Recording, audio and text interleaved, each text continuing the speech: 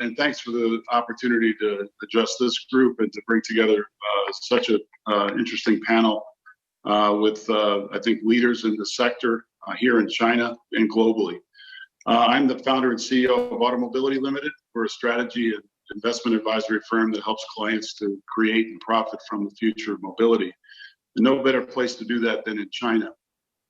China market has, I think, been the world leader in terms of growth. It's also the most disruptive market in terms of commercialization of new technology. And we have companies today here represented that are at the leading edge of that development in the autonomous domain. We're going to focus the discussion on the unique conditions and challenges associated with the commercialization of self-driving vehicles in China. The global auto industry is historically focused on people movement as its commercial target, which is clearly in the 2020 calendar year been negatively impacted by the COVID-19 pandemic, something that the whole world has experienced. And that's caused most traditional companies to curtail their investments in self-driving technology, especially in the people movement segment. But while the global auto industry may be focusing or shifting their global autonomous people movement or reprioritizing that, we've seen companies like Waymo in the US halting their robotaxi pilots during the pandemic. And however, here in China, we've seen more than 30 companies deploying autonomous delivery solutions. And many of these are collaborations among e-commerce and services delivery platforms. Self-driving tech startups and chassis integrators, they're forming collaborations together with these platform companies. Autonomous delivery vehicles have been used in hospitals, lockdown communities for various use cases such as disinfection, medical supply delivery, food and grocery delivery. What I've witnessed, and I've been in China for 16 years, is that during a crisis, things move faster. The rest of the world sees crisis as risk. China sees it as an opportunity. And I think we're also seeing on the automotive side, the not only early signs, but really the manifestation of very strong recovery in the aftermath of the COVID-19 pandemic. So investment in commercial deployment of self-driving technology in China, we have seen it boosted in 2020. But there's several questions remaining, and I'm going to have a conversation with the panelists to discuss those open issues. Let me introduce one by one. Dr. Yu Kai, founder and CEO of Horizon Robotics. It's a 5-year-old startup dedicated to developing AI processors and solutions for smart vehicles. We've got Professor Jianxiong Xiao, also known as Professor X, who is the founder and CEO of AutoX, a high-tech company working on self-driving vehicles, whose mission is to democratize autonomy and enable autonomous driving to improve everyone's life. And Sammy Yi, joining us from California, very early over there. Senior executive with many years of successful experience in business development, technology development, operations, and supply chain management in semiconductor and electronics industries based in Silicon Valley. Welcome, everyone. I'm going to start the conversation with an initial topic, and we're going to spend maybe 10 minutes exploring each of the topics. But before we do that, I'm going to ask each person to make a brief introduction. So I'm going to turn it over first to Dr. Yu and ask you to offer a few opening comments on the topic of autonomous mobility in China. Hello, everyone. Hi, Bill. Thank you very much for hosting this excellent panel. And I'm Kai Yu, and I'm founder and the CEO of Horizon Robotics. And we are developing computing platforms for smart vehicles, including chips and also all the necessary software stacks to enable our customers, including tier ones, OEMs, and autonomous driving companies like startups to build their product. So we define ourselves kind of something like computing enablers in this business. Thank you. Great, Dr. Yu. Let me turn it to Professor Xiao. Can you unmute and say a few words to introduce yourself. Hello, everyone. Can you hear me? Yes. Great. Yeah, my name is Jianxiong. I'm the founder and CEO of AutoX. AutoX is a leading self-driving car technology player, in particularly focus on the China market. Our product, including the AutoX driver, which is an AI driver that can use to power self-driving cars, including robotaxi and robot trucks. We have launched our robotaxi in cities such as like Shanghai and Shenzhen, and also other cities as well. We are particularly focused on using a good AI system to be able to handle the most dynamic and challenging downtown scenario in cities in China, in Asia in general. We see this as a great opportunity. We have come a long way from the beginning. For example, recently we have attended the second California robotaxi driverless permit, allowing the car to drive without a safety driver. We have also secured several self-driving testing permits in China, including many cities such as Shenzhen, Shanghai, Guangzhou, Wuhan, and many other cities as well. Our company is a 4 years old startup, but it is backed by many major industry players. We are the only company in self-driving car invested by Alibaba Group. We're also the only company invested by Shanghai Auto in self-driving car. Shanghai Auto is the largest automaker in China, and we're also invested by the second largest automaker in China, Dongfeng Motor as well. We're very happy that we can focus on building the technology and trying to use this technology to accelerate the universal adaptation of self-driving cars in people's daily life, including robotaxi and robot trucks. Thank you. Great. And finally, Sammy, if you could say a few words of introduction. Hi, Bill. Thank you. Hi, everyone. My name is Sammy. I'm from Semiconductor based in California. I represent one of 3 product groups at Semiconductor, which is called Intelligent Sensing Group. 15 years ago, we developed the very first CMOS image sensor for automotive application. Since then, we have shipped more than 500 million image sensors to the car on the road. So we now offer complete sensing modality, including image sensor, radar, LiDAR, and sensor fusion. We've been involved in China for many, many years. We actually witnessed the interesting rise of Chinese automotive industry, especially the recent drive for connected intelligent vehicle and the autonomous vehicle technology deployment. So we work with almost every leading value chain company, including OEMs, tier 1s, technology startups, e-commerce giants, and another ecosystem partners. So I'm honored to be on this panelist. I think, Bill, you did a very good job to bring 3 of us together. It represents a complete ecosystem. For example, on Semiconductor, we offer eyes for autonomous driving technology. Dr. Yu offers the brain, and then Professor X put the eyes and the brain together in practice. So I'm looking forward to this productive conversation. That's a great observation, Sammy. And let me, stay with you for a moment. I'm going to divide the Q&A into 2 parts.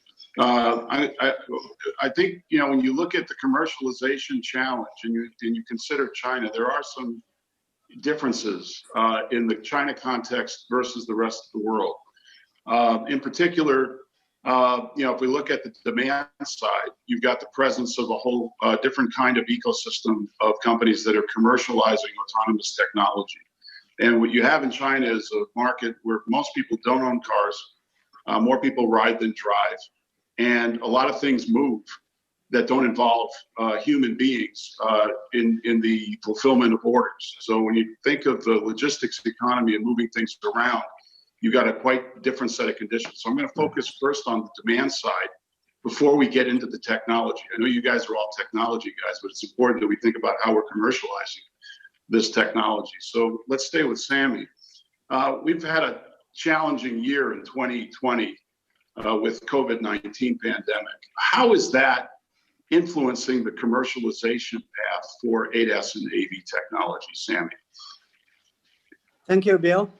The COVID-19 impact to economy or automotive business is just temporary, but it may leave a lasting impact in the way we live, in the way we work. There are few distinguished change. One is more and more remote. You have more remote education, remote medicine, working remotely. And even today, in AutoSens, we're doing the remote conference. So people are getting more used to. The second trend is contactless, more and more contactless to avoid human-to-human contact. So automation, unmanned delivery vehicle, and there's a report even saying some of the people willing to take a private car or taxi instead of going through crowded public transportation. So those are some of the trends, but we're not have a major impact on the economy. Maybe even accelerating some of the autonomous driving deployment. But if you look at the commercialization path, right. Like Bill mentioned, the industry was debating 2C or 2B, which one will be more first to be adopted.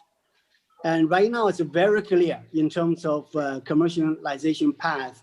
2B will be the first to adopt autonomous vehicle. Like within 2B, there are robotaxi, we already talk about logistic robot, and then autonomous driving truck, even unmanned shuttle buses. Right? And there's a really healthy underlying demand driver for those applications. Economics driver and safety drivers. For example, robotaxi in China, right now, just like Bill mentioned, there are more than 30 companies, but there are top 5 companies right now offering either doing this robotaxi test drive or even offer services. Like AutoX is one of the leader, and then you also have a Pony AI, WeRide. These are 3 technology startup companies. There are other 2, Baidu and Didi. They are large e-commerce giants. Like so far in China, there are more than 80, I heard 80 cities offer permit. There are close to 500 cars, autonomous driving cars, running testing on the street. But in terms of the logistic robot, China is approaching 1 billion package a day for online order. It's a huge demand. And then the economics is the last mile delivery cost is most expensive part of the entire logistic system. There's a huge driver and benefit. So now, like company like Alibaba, JD.com, and Meituan already started this logistic robot, and Alibaba announced last month the first logistic robot, and now it's running at the university campus, residential complex, or airport like that. And in terms of autonomous driving, the underlying benefit is quite clear. The demand is there, and there's a really good report from TuSimple and UC San Diego. It indicates around a 10% fuel consumption saving in average. And if you look at the local driving, the saving can up to 20 to 25%. Right? So the underlying demand from demand side is quite a healthy economics and safety. Autonomous vehicle, autonomous system, there's no impact from drowsiness, tiredness, drunk driving. It's proven to be more reliable and consistent. Great, Sammy. Let me I think one of the insights that you've highlighted is that there's different commercialization rates for B2C and 2B. Interestingly, the auto industry tends to prioritize the 2C because that's where they get their brand identity from. And they prioritize ADAS because it has a near-term commercialization path. This fully autonomous path is not necessarily in the wheelhouse of the branded identity of the two C-oriented companies. The 2B business tends to get neglected by the traditional types of companies that are trying to experiment with this technology. Let me turn to Professor X.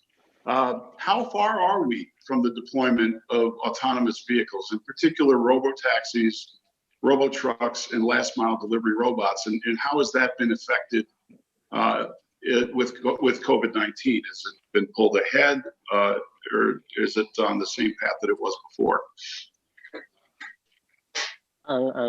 I think Sammy gave a good introduction about the industry already. Yeah, I think robotaxi, we have been coming a long way since the beginning. Like for example, several decades ago, it was science fiction. Everyone wants to have it, and nobody know whether it's possible or not. For example, when I start working in this area for autonomous driving about 15 years ago, I still remember when I do my first 3D reconstruction for HD mapping. It was like the first or the second of the world to actually do that. Nobody believed that this is the right problem to solve. So since then, that we have witnessed tons of progress. For example, in around 2012, we have this breakthrough of deep learning. And then, for example, at that time, when I was at MIT at Princeton University, we further extend this technology to write for 3D data, so that not only you can process image, but we can actually use the technology to do object recognition from 3-dimensional data, such as LiDAR point cloud. And this also becoming a building block for today's self-driving car technology. And with the industry's major rapid progress, these days, like for example, recently you can see a lot of self-driving car running in several countries. As Bill just mentioned, Waymo just launched that 100% fully autonomous driving last week. Last night I just watched a video on YouTube. It has more than an hour-long video for a regular passenger taking Waymo's car in Arizona. He take like 4 trips, and then combined together is longer than almost 2 hours. And the car fully autonomous driving without any safety driver. In China, we have also making a lot of progress. For example, the AutoX self-driving car has driving in the most dense downtown crowded environment in the city of Shenzhen since about 2 years ago. We have captured tons of data, and we are practicing the most challenging scenario here. And we have also extended to multiple cities. Like for example, right now in Shanghai, anyone can use the Alibaba A-Map app to call our robotaxi. It just like it completely serves as a regular ride-hailing platform. As Sammy and also Bill just mentioned, the COVID-19 does have some impact on the industry, but different market is different because different, for example, different country, the COVID-19 impact is differently on different timeline. In China specifically, since this panel was focused on China, I would say that it's really accelerating everything. For one thing, people recognize the importance of self-driving car. If you remove the human driver from the car, a taxi actually becomes safer because now you have the whole space, a private space by yourself. So it's certainly much more preferred than a taxi. While of course, like Sammy pointed out, a taxi is much more preferred than a bus or a subway trains because you share the space with fewer people. So I would say that during the COVID-19, there's a huge awareness about how we can use robotaxi and also robot trucks for delivery to make life safer, to reduce the impact of the COVID-19. And after a few months of fighting very hard with COVID-19, finally the COVID-19 situation in China is very well controlled. Now is entering a second stage. Is that because the traffic is coming back? The traffic, like for example, in city like Shenzhen or Shanghai, is basically 99% recover from normal traffic. It's very dense. There's tons of traffic jam every day. So you can see that we can, for a company like us, our AI rely on collecting a huge amount of very interesting data in order to improve. Because of the complicated traffic that has come back already, that enable us to continually collect very valuable and useful data and use those data to feed out into our AI system to improve as quickly as possible. So we see this is a window opportunity. While many countries in the world, they have to stop for the operation, or even if they get back of the operation, the traffic is not as crowded as usual. The data capture is not as valuable as normal data.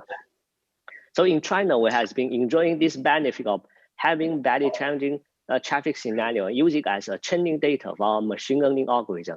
And then thanks to the quick control of the COVID-19, now we can continue enjoying this benefit so that you can use the data to empower our system to rapidly improving over time. So we'll see that the COVID-19 may not, of course, is a bad thing in general in the society, but the impact is like a mix, I would say. Of course, it delayed for about 2 months of development, but after that, it actually speed up the increase the social awareness about the benefit of self-driving car. At the same time, also give us a tons of a window opportunity for companies in the China market to really develop. Yeah, and I have to say I've had the experience of driving in the AutoX self-driving vehicle in Shenzhen in peak traffic conditions in both sun and night and in rain and bright sunshine. It's amazing that you're able to solve the problem of making a vehicle think like a human being. You know, in the 3 hours I've spent in your vehicles, the safety driver never touched the steering wheel. So anyone who believes that L4 is a long way off hasn't seen your solution. Let me turn to Dr. Yu. You are known as the founder of Baidu's autonomous driving project. Before you were working on the brains, you were working on the fully integrated solution. Let me ask you, will the trajectory for commercializing the autonomous technology be different in China versus other markets from what you've seen, and why? Well, I think Sammy and Professor X just gave a very good coverage about what's going on, and I fully agree. And but I would like to, from slightly different angle, to probably address the market of ADAS development in China. So I think since earlier this year, of course, this pandemic impacted everyone, every family in China. But it did accelerate the process of getting everything online. So basically, are working online, remote, and food delivery from Meituan and e-commerce. So every business online actually get a huge boosting. But during this quarantine, staying at home, it also give us some opportunity to kind of reset our life and think about something new. So it certainly also boosts the innovation. So and in China, what's happening, I think this year is obviously, maybe many of you notice like NIO and Xiao, Li Auto, those three, newcomers in building new EV cars. They got IPO in Nasdaq or New York stock market. A very successful IPO, and their product actually has a huge, momentum in China market. all the Chinese consumers, so they just welcome and love those kind of new design of cars. This the experience of EVs, but also this ADAS assistance. So I think the innovation, the pace of innovation in automotive industry this year significantly accelerate. And I think from our standpoint this year, we work very closely with the OEMs because we see the anxiety of all the traditional OEMs, those new EV makers. They are actually very enthusiastic getting into this competition, this war to launch new products and to attract the users. And we see actually the growth of sales number, I mean, overall of the new cars. I mean, in the latest months, actually, the sales number is even, I mean, bigger than last year.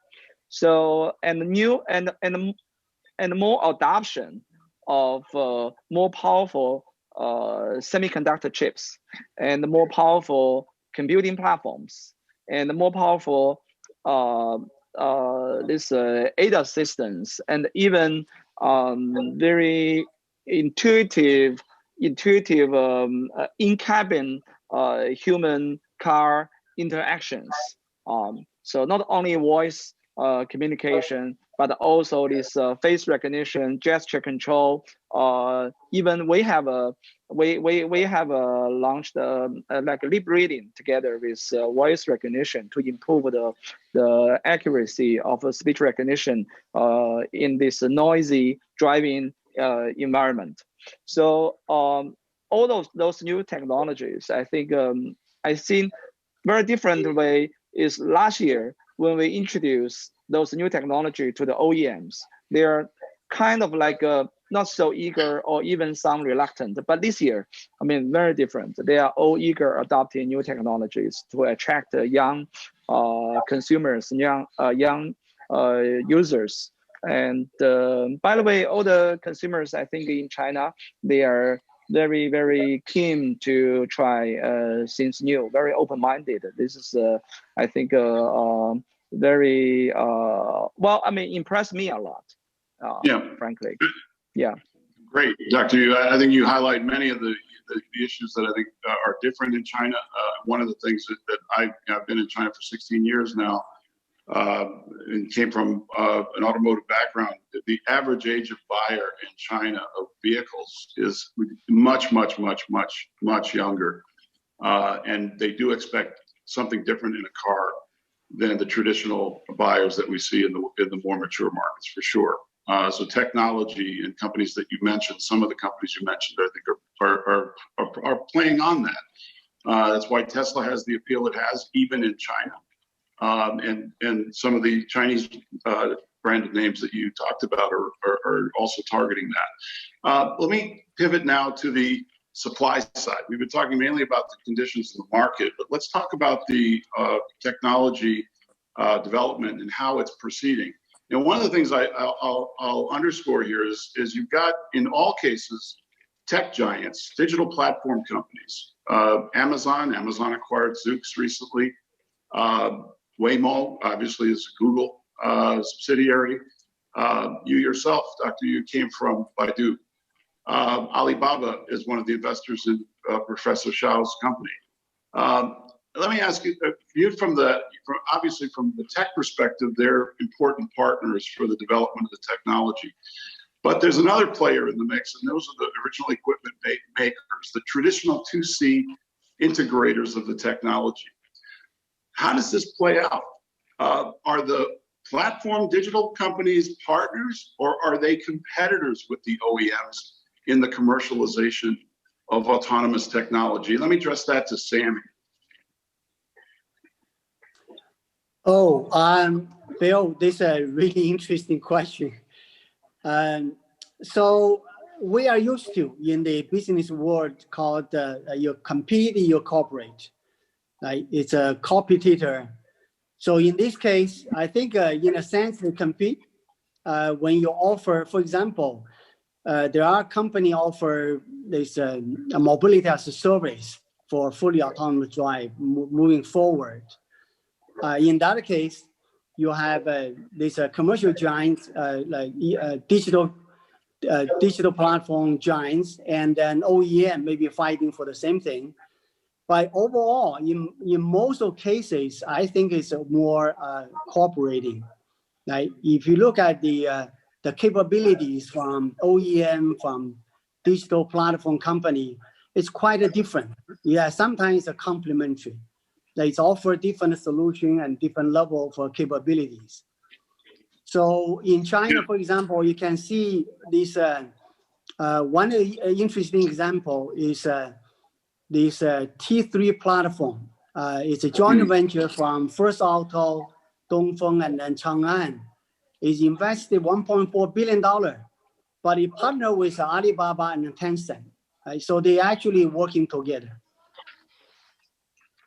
Right. So co-opetition, I like that word, and leveraging complementary capabilities. So on the one hand, you could view it as a competition. On the other hand, they need each other because their capability sets are not the same. Let me ask Professor Xiao, what's your view? Yeah, I think what Sammy say is very well said. I would say that in particular for autonomous driving technology such as Level 4, Level 5 fully autonomous driving, the technology barrier is very, very high. Like for robot taxi or for robot truck, that's made very difficult to build this technology.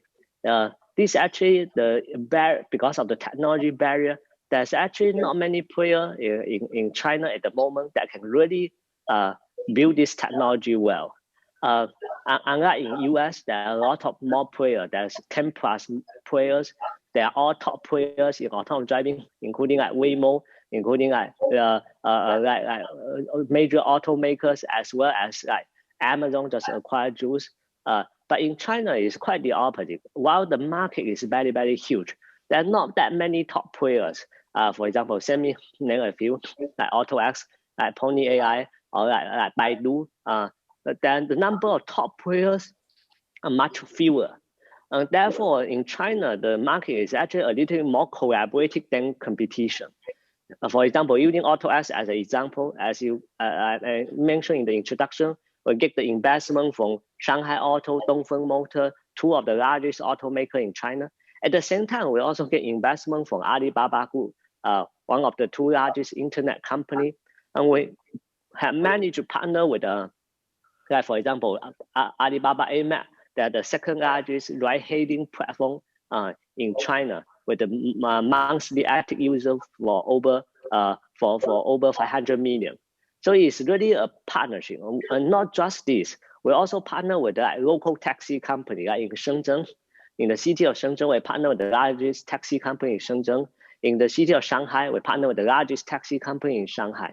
Our business model of AutoX is really to exploit this opportunity.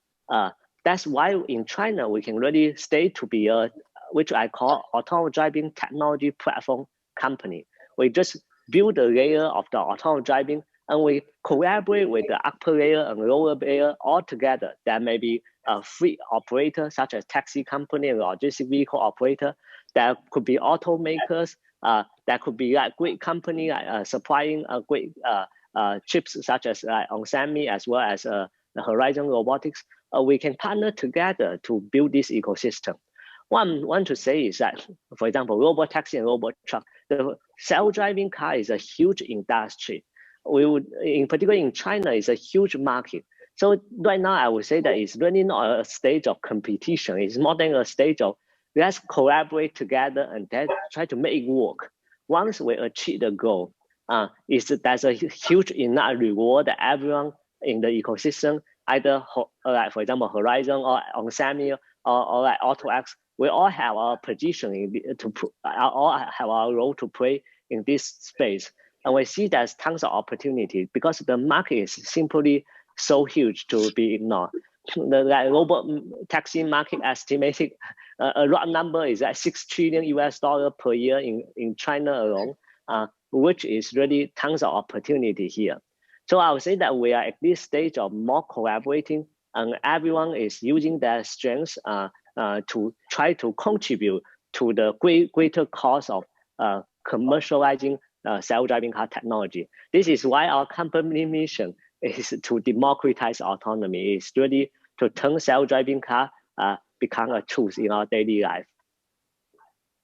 Dr. Yu, anything to add? You come from the digital economy, and now you're in the business of making critical technology, the hardware technology in the supply chain. So how do you see the landscape of co-opetition going forward? Yes, I think because the auto industry is transforming from the traditional product to new, like this EV car and the software-defined vehicle. So I think we see significant transformation of the organization across OEMs, tier ones and tier twos.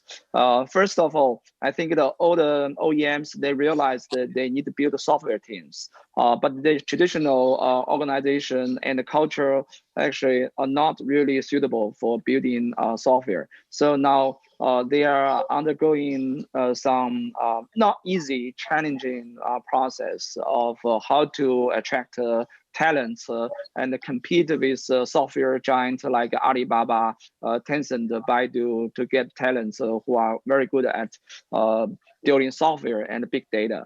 On the other hand, also the tier ones, they are also experiencing very kind of interesting transformation because traditionally all the tier ones, they are like component makers. So typically all the components are hardwares, but today I think they also need to build in software like the in-cabinet user experience and also the ADAS, autonomous driving, and all things are getting more and more software defined. So I think in terms of the competition or collaboration, I see more collaboration.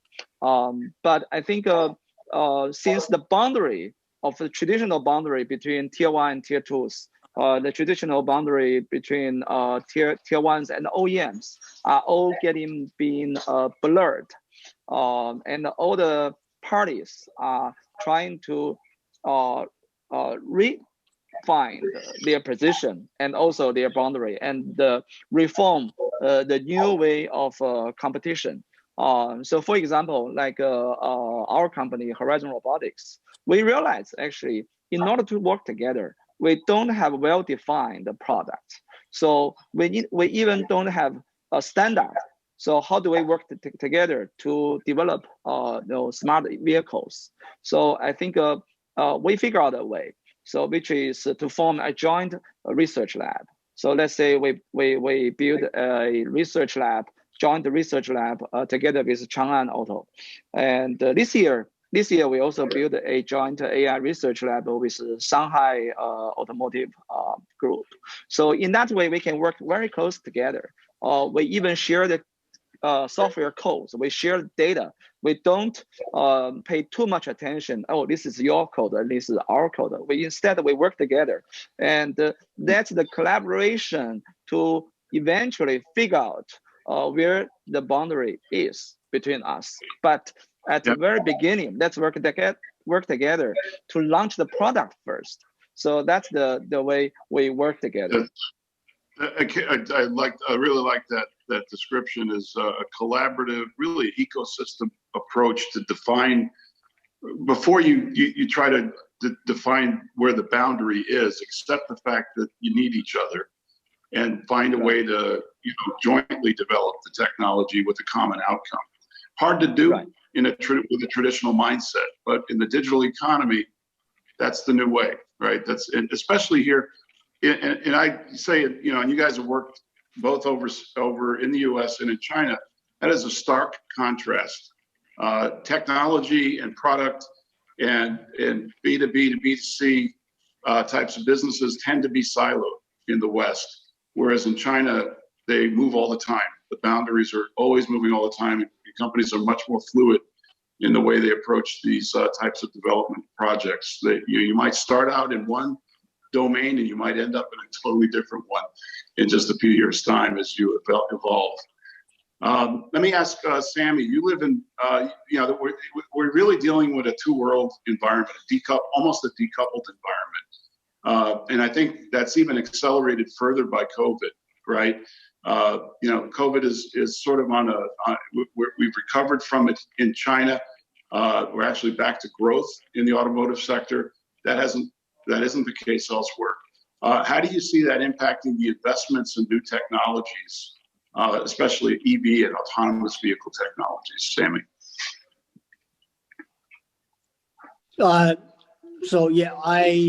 So we work with both in China and outside of China.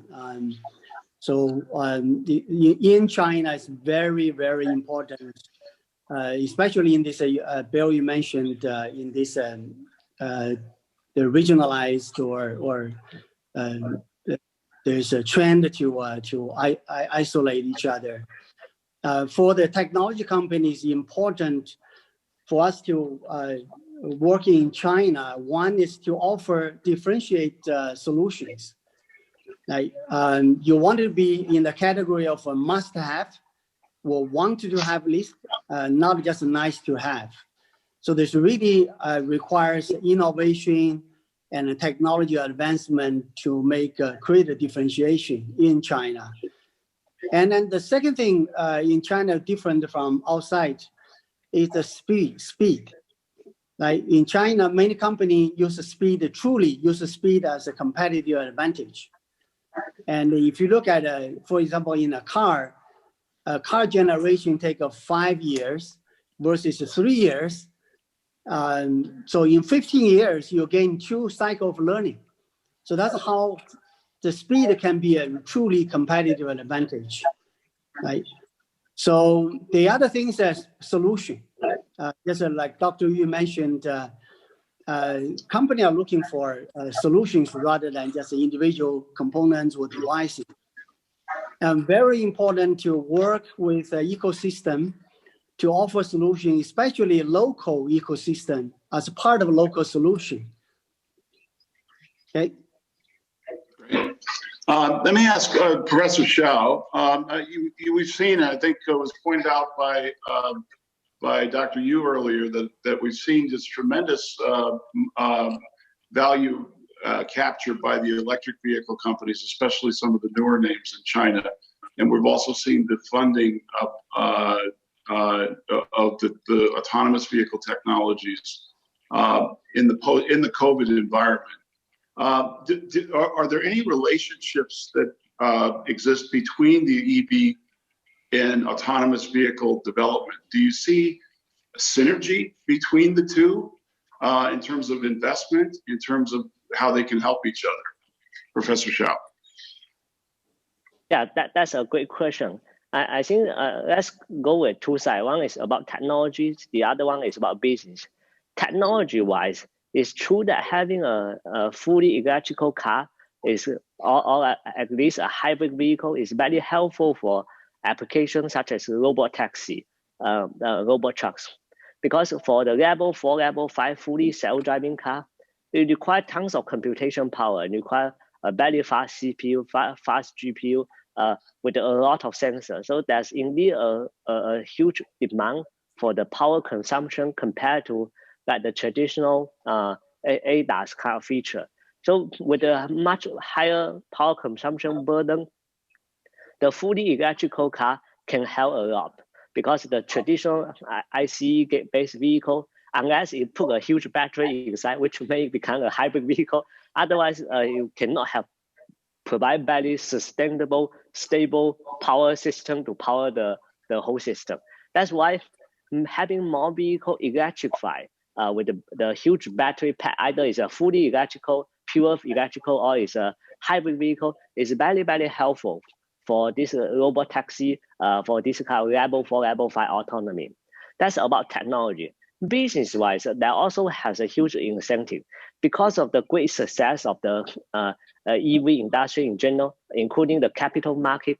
A lot of investors has been significantly increased their awareness of the auto tech. They spend more time on this space. they look at auto industry, they see that, oh, this is something new. It hasn't been changed for the over 100 years, but then finally there's something new comes up. And more importantly, if you look at the recent IPO cases, like for example, Dr. Yu was mentioned, like for example, XPeng, part of the reason why the investors see of great value for these companies is not simply just EV. I would say EV only plays 60% of the story. The other 40% is very highly related to the advanced AI being deployed in these cars. Although they are not fully self-driving cars, they are just assisted driving, has assisted driving feature. But the huge welcoming acceptance of the market boosts the confidence of the capital market as well, to see that, okay, the self-driving car feature is here. And I also, although we are working on fully self-driving car, but we actually want to thank the ADAS industry because of that work. It actually increased the awareness of, they basically help us to educate the general public about self-driving car all the time, although it's only with the assisted driving feature. In that sense, because every technology, even if you have a perfect robotaxi technology, you still need a social acceptance of this technology. And having this assisted driving feature available in many EV platforms significantly help us to educate the general public in preparation for the arrival of the truly fully driverless vehicle. So I would say that this is also a huge boost to our industry as well, so that we can focus less on that public marketing, but more on the tech development and the actual business. And this naturally, because of the general overall awareness of the self-driving industry, that can help us a lot to accelerate the progress. Yeah, that's great. I want to now turn the focus to the supply chain, and in the context of not just COVID now, but thinking about it from the standpoint of the trade issues between the technology giants, the U.S. as a supplier of technology, China as a consumer of technology. We've seen that play out over the last few years. The question to you, Dr. Yu, is can China be self-sustaining for ADAS and autonomous vehicle technology, or will it need to import chips and other technology from overseas? And given the geopolitical environment and the tensions that are there, how can companies mitigate the risk of technology decoupling? If you're going to buy your tech, you want to make sure that you don't get frozen at some point from being able to acquire the technology you need for the ADAS and AV solutions. So how are companies going to cope with this, Dr. Yu? Yes, Bill. So this is a very interesting, I think, a question. From this year, we see very interesting mixed signals. So I think China automotive market is probably the most open market in the world. There's no any market like China market. You know, this is the best player for, I think, at least 70 different brands, car brands to play in China. And so many German cars, so many, Japanese cars, all kind of different car models running in China cities. So even I think this year we have I think Tesla is the ever first car company, having 100% share. Not like JV, like 51, 49% this such kind of a setting, but I mean 100% Tesla company. And I think even now I think Volkswagen and Daimler, they're gonna have a much bigger share I mean bigger than 50% share in the JVs in China. So this is one thing. So the market is much more open than before. On the other hand, I think the trade war really still stimulate, I think, the entire ecosystem industry to think about to have a sustainable, self-sustained technology suppliers. So I think this is really happening, what we see right now. So it's kind of like a really mixed observations. Right. Yeah, I think there's, on the one hand, the implication is that you need to secure your, and I wouldn't call it vertically integrate, but you need to make sure that you have access to the technology closer to home.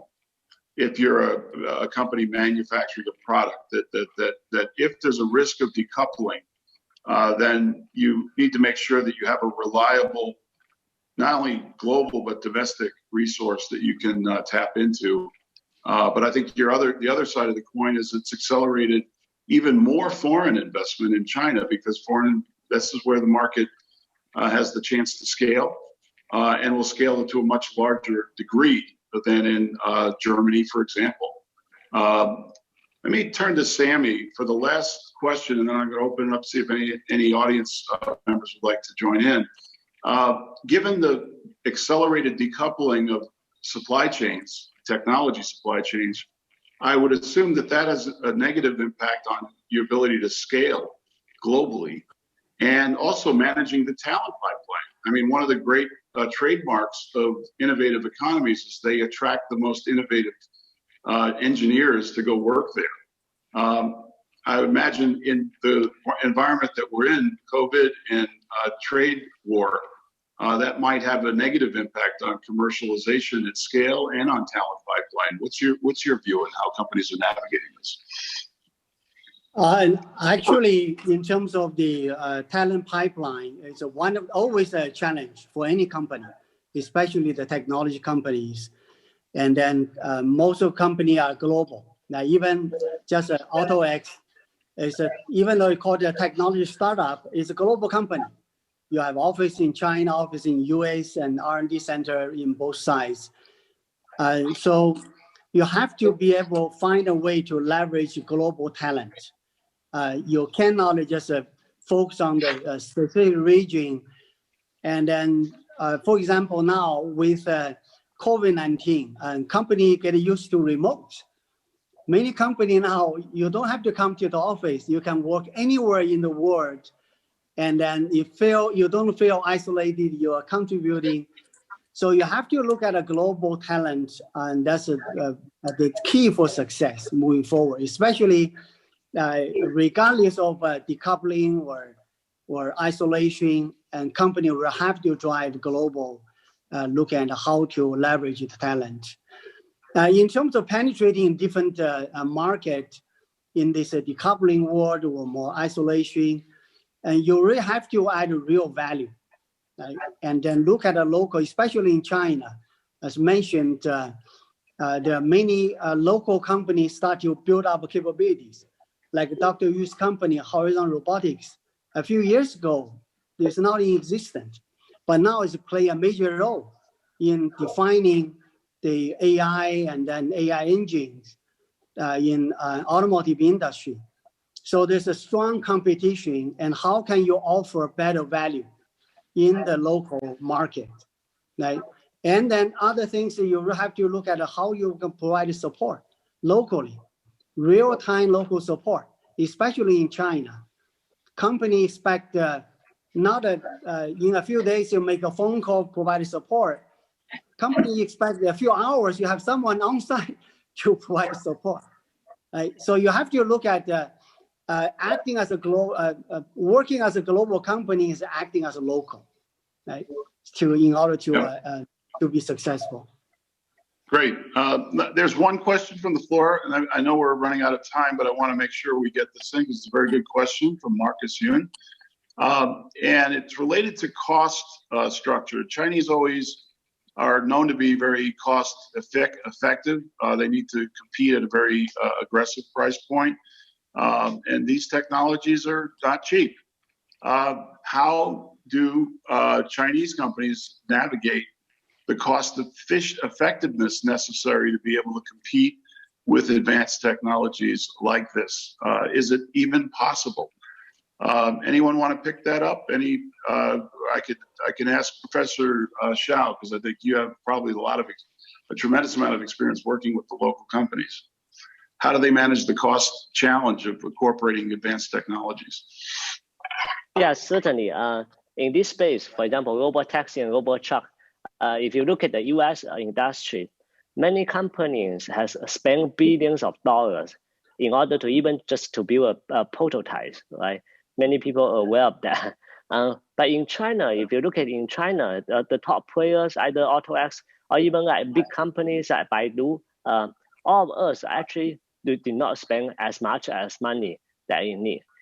Part of the reason is because in China, of course, there are a lot of ways that we can use to leverage the lower the cost. Like for example, during testing, our safety driver, for example, their salary is only a very small fraction of a safety driver you need, for example, in the US.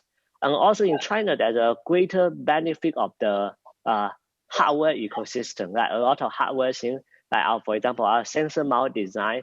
The cost of designing the sensor mounts and manufacturing the sensor mount is only a tiny fraction of what you would do in other countries.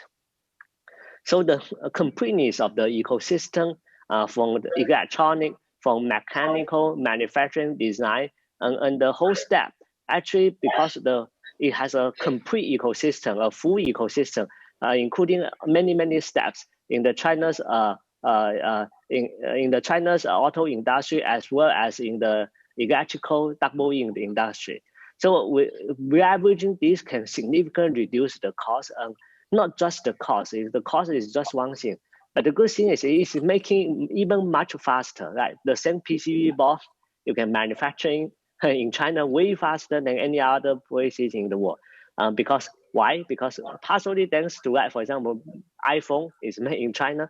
That actually helped us to build an ecosystem over time, and with a very powerful supplier, very efficient, very cost efficient, and not just cost, but actually fast response for this, as well as other industry as well.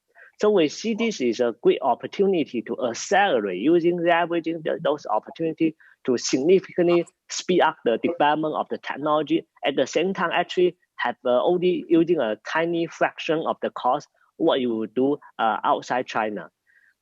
This is for the R&D phase, but for the commercialization phase, it's even bigger because a lot of basic components, like for example, right now in China, there are leading LiDAR company actually playing a very significant role globally as well. And their manufacturing capability is so great that they can lower the price significantly, which is actually beneficial for a company like us, a robotaxi company. Of course, we want every component to be very cost effective so that we can reduce the overall cost of a robotaxi, which is very important part of the commercialization. We see that we can continue to leverage this advantage. The full hardware manufacturing ecosystem is not just factories, but actually a lot of them are actually very high-tech, very complicated device, but they can still make at a very fast speed, at a very low cost.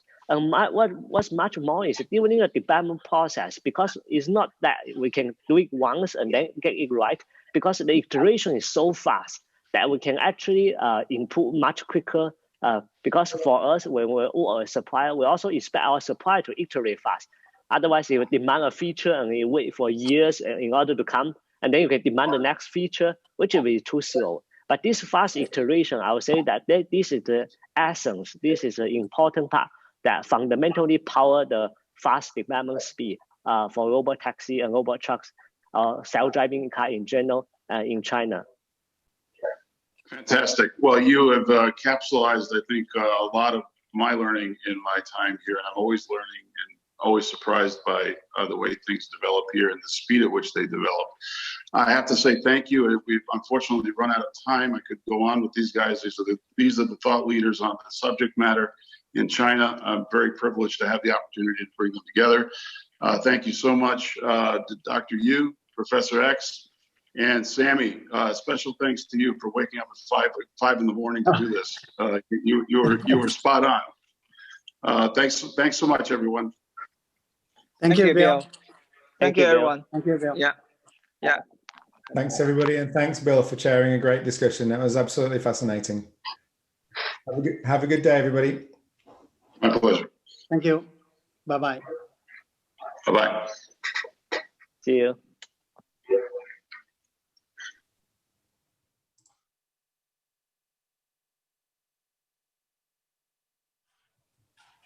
Okay, folks, so that wraps up that session. So we ran very slightly over time. There are two other sessions running now. We have a session from Technica Engineering on next generation data flow and how to scale up and speed with error-free links from Valens. Please navigate back to the agenda and head to those sessions. And then later we have another panel discussion coming up, more presentations, and then I'll meet the advisory board session. So thanks for being here and see you again soon. Cheers.